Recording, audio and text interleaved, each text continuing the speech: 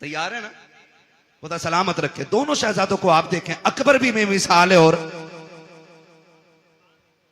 कासिम भी बेमिसाल है, और इनकी जुदाई का फर्क आप देखें, असर कितना बड़ा था इनकी जुदाई का। हुसैन के एक बेटे को अकबर कहा जाता है और एक बेटी को सुगरा कहा जाता है। सुगरा वो है जो मदीने रह गई थी, ठीक। अकबर वो हैं जो साथ गए थे। जब यह तहकीक की जाए कि हुसैन सुगरा को क्यों नहीं लेके गए थे, इसमें चंद वजूहात मिलती हैं। एक तो यह कि आप शादीशुदा थी, आपके शौहर घर नहीं थे, इजाजत नहीं मिली थी, इसलिए बेटी को छोड़ गए थे, एक वजह। दूसरी वजह यह मिलती है कि बीमार थी, सफर की ताकत नहीं थी, इसलिए घर छोड़ गए थे। तीसरी वजह यह मिलती है कि सुगरा वो हैं जिसके चेहरे में खातून जन्नत फातिमा ज़हरा के जलवे नजर आया करते। यह तीसरी वजह है। अब यह वजह कब समझ में आई? सुगरा वो हैं जिनका चेहरा फातिमा से मिलता है, और अकबर वो हैं जिनका चेहरा मुस्तफा से मिलता है, और ये दोनों हम शक्ल अली के घर में यानी हुसैन के घर में। कैसे और क्यों?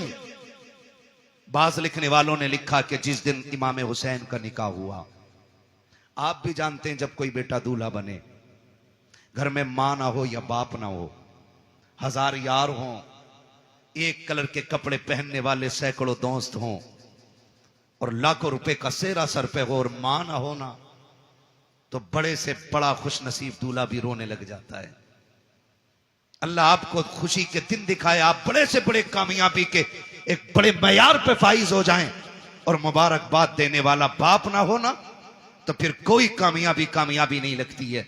मैंने तो साहिब यहां तक देखा है, ईद के दिन आप भी गौर करना, जब नए कपड़े पहन के 2 रकात पढ़ने के लिए लोग मस्जिद में जाया करते हैं, तो जिनके माँ बाप होते हैं वो 2 रकात पढ़ के घर लौट जाते हैं, और जिनके माँ या बाप नहीं होते वो घर नहीं आया करते, बल्कि 2 रकात पढ़ने के बाद सीधे कब्रिस्तान जाया करते हैं। कभी उनके दर्द का एहसास करके देखो प्यारे, जब 2 रकात पढ़ने के बाद लोग कब्रिस्तान की तरफ जाकर के माँ की कब्र पे सलाम करते हैं, कोई जाके उनसे पूछे माँ बाप क्या हुआ करते हैं। अगर ईद के दिन भी माँ बाप की कमी महसूस होती है, तो दूल्हा बनने के वक्त किसकी कमी महसूस नहीं होती होगी? आप जाकर के देखो, लोग कहते हैं बड़ा हसीन लग रहा है, किसी की नजर न लग जाए। आज कितने नसीबों वाला है, कारी अहमद अली भी तेरे निकाह में है, फला कारी साहब भी हैं, फला कारी साहब भी हैं, लेकिन नजरें ढूंढा करती हैं। सब हैं लेकिन बाप का चेहरा नजर नहीं आ रहा है, सब हैं लेकिन दुआएं देने वाली मां नजर नहीं आ रही है। सारे लोग तो हैं लेकिन सर पे हाथ रख करके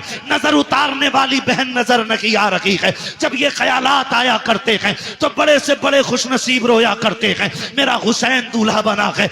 नजरें उठी हैं ऊपर को, सामने मां नजर नहीं आई। हुसैन की बेइख्तियार चीखें निकल जाती हैं, काश मां फातिमा होती, बेटे को दुआएं देती। जब बेकरारी रखी, शाम तक रोते रखे, सोचा बाहर निकल जाए ताकि तसल्ली मिल जाए। जब बाहर निकले हैं, नाना मुस्तफा की याद सताने लग जाती है, फिर रोने लग जाते हैं। फिर घर आते हैं, आकर के बिस्तर पे लेट गए, रोते रोते आंख लगी, ख्वाब में मेरे आका तशरीफ लाते हैं। फरमाते शहजादे क्या तुम्हें पता नहीं है, जब तुम रोया करते हो तो मेरे जिगर पे कितनी तकलीफ होती है? जी नाना मालूम है। का फिर रो क्यों रखे हो? का नाना रोऊं क्यों ना, अगर घर में रहता हूं तो माँ की याद सताती है, बाहर जाता हूं तो आपकी याद सताती है। का फिर वो रास्ता बता दे, वो कौन सा तरीका है जिससे तेरा दुख कम हो जाए? तब मेरे इमाम ने कहा था नाना दुआ कर दे, अगर अल्लाह बेटा दे तो ऐसा दे जिसकी शक्ल आपके चेहरे से मिलती हो, और बेटी दे तो ऐसी हो जिसका चेहरा माँ फातिमा से मिलता हो।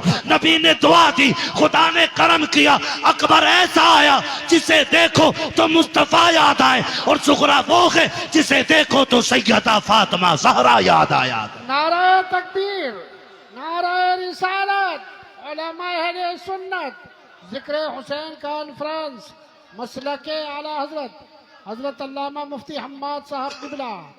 सुभान अल्लाह।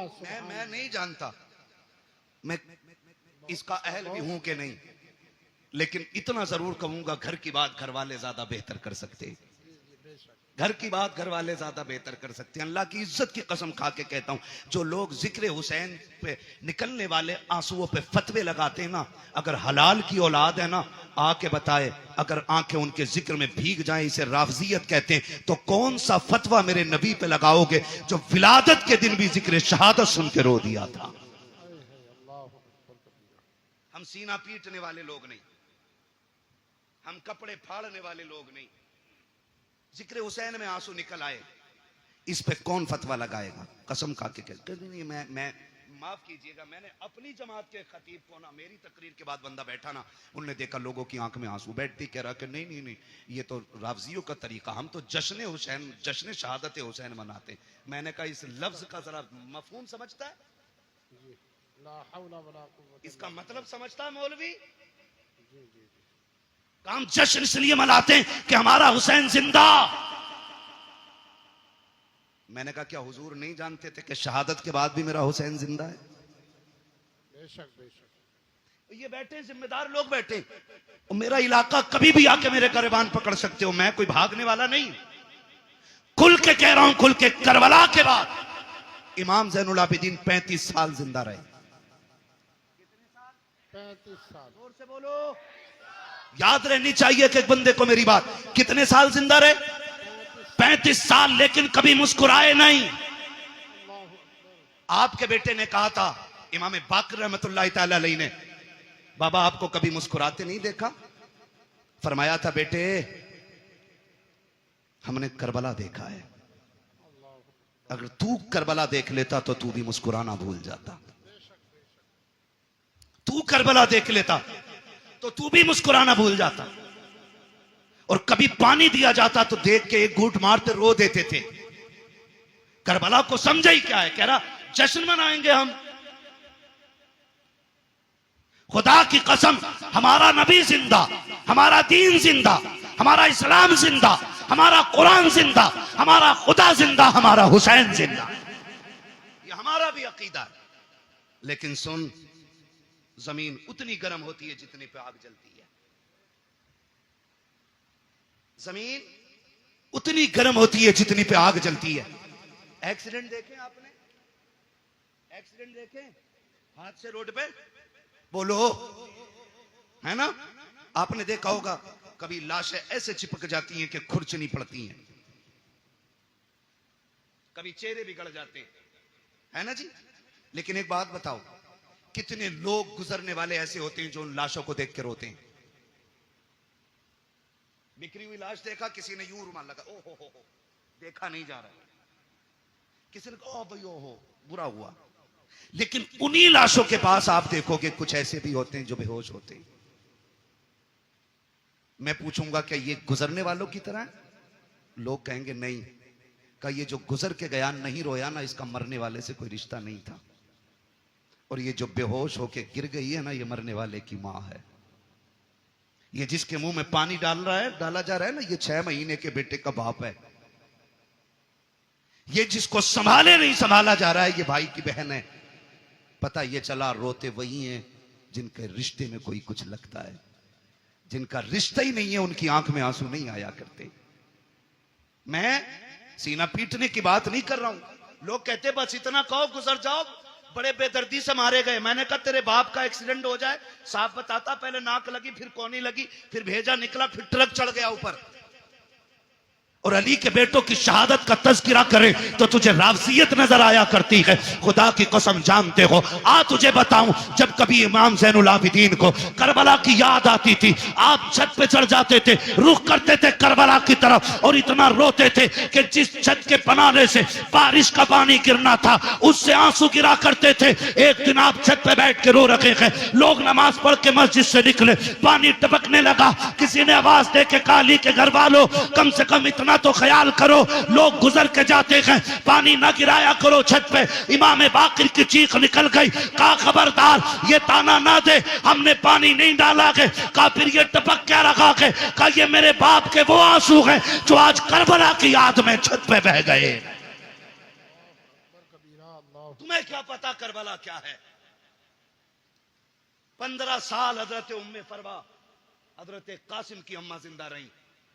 लेकिन कभी पूरी जिंदगी धूप के होते हुए साये में नहीं बैठी। लोग कहते थे सैयदा कभी तो साये में बैठ जाया करो। उन्होंने कहा कि मैंने अपने लाल की लाश के टुकड़ों को बगैर साये की जमीन पे पड़ा हुआ देखा है। अब हमें साये से नफरत हो गई है। किस दर्द की बात करते हो खुदा की कसम। आज तक वो कलम नहीं बना जो तारीख करबला लिख पाता। आज तक वो औराक नहीं बने जो दर्द करबला को सबा लेते। आज तक वो मुअर्रिख ना बना कि जो दर्द करबला को अपनी जबान दे करके औराक के सीनों में उतार पाता। बस इतना समझ लो कि जबान से हो बयाने इज्जो शान अहले बैत मदहकाने मुस्तफा के मदहकाने अहले बैत अपना सौदा बेचकर बाजार सोना कर गए। कौन सी बस्ती बसाई ताजिराने अहले बैत बे इजाजत जिनके घर जिब्रील भी आते नहीं। कद्र वाले जानते हैं कद्र शाने अहले बैत बेअदब गुस्ताख नजदीको सुनाते ऐ हसन यूं कहा करते हैं सुन्नी दास्ताने अहले बैत। क्या बात है, बहुत अच्छा। भाई करबला करबला है। आखिरी बात बयान करने लगा हूं। खुदा आपको सलामत रखे। 2 बज गए हैं।